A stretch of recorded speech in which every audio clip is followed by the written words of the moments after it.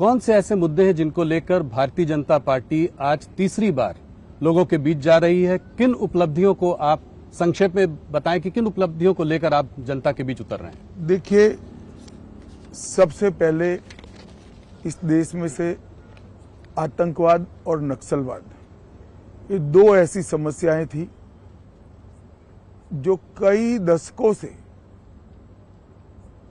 देश के लोकतंत्र के लिए और देश के डेवलपमेंट के लिए नासुरू बनी हुई थी। नरेंद्र मोदी जी ने 10 साल के अंदर लगभग आतंकवाद से 100% निजात पाई है और नक्सलवाद से आप कह सकते हैं 95% तक इसको समाप्त कर दिया है।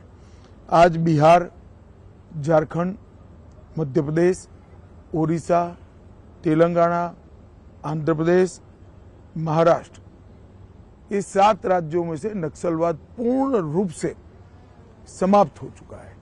छत्तीसगढ़ के 4 जिलों में बचा है, वहां पर भी अब भारतीय जनता पार्टी की सरकार बनी है और विगत 3 महीनों के अंदर ही लगभग 100 नक्सलवादी मारे गए।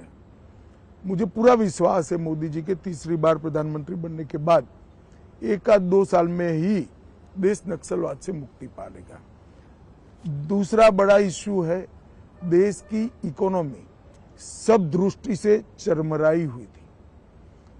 पॉलिसी बनती ही नहीं थी, उत्पादन की गतिविधियां बड़ी मंद पड़ गई थी, निर्यात ओंधे मुंह गिर रहा था, देश की सारी सार्वजनिक बैंकों की बैलेंस शीट भी न बन पाए अगर सच्ची बनाने जाए, इस प्रकार की स्थिति थी।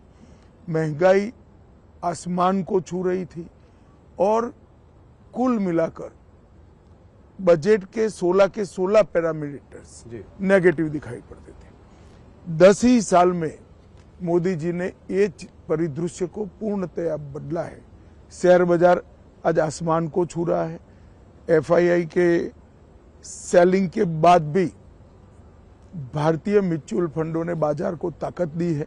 पीएलआई स्कीम के कारण और एक मजबूत इकोसिस्टम के कारण भारत फेवरेट डेस्टिनेशन मैन्युफैक्चरिंग के लिए पूरी दुनिया में बना है जी।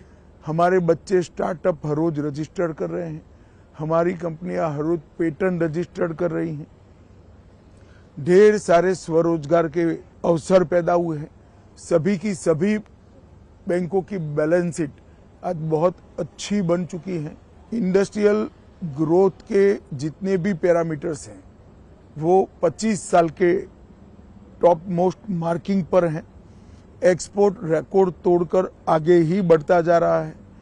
इसी प्रकार से फ्यूचर में जो कुछ क्षेत्र आने वाले 25 सालों तक दुनिया भर की इकोनॉमी को ड्राइव करने वाले हैं, वो सभी क्षेत्रों में भारत आज पायनियर बन चुका है। जैसे ग्रीन हाइड्रोजन मैन्युफैक्चरिंग थोड़े लेट है, मगर semiconductor, electrical motor vehicle, battery का उत्पादन, अंतरिक्ष का क्षेत्र लेट होने के बावजूद मैं फिर से कहना चाहूंगा डिफेंस भी, इस प्रकार के कई क्षेत्रों के अंदर जो आने वाले 25 साल तक दुनिया की इकोनॉमी की दिशा और दशा तय करने वाले हैं, वहां आज भारत एक मजबूत फाउंडेशन डाल चुका है और ये फाउंडेशन पर एक बड़ी इमारत होनी है।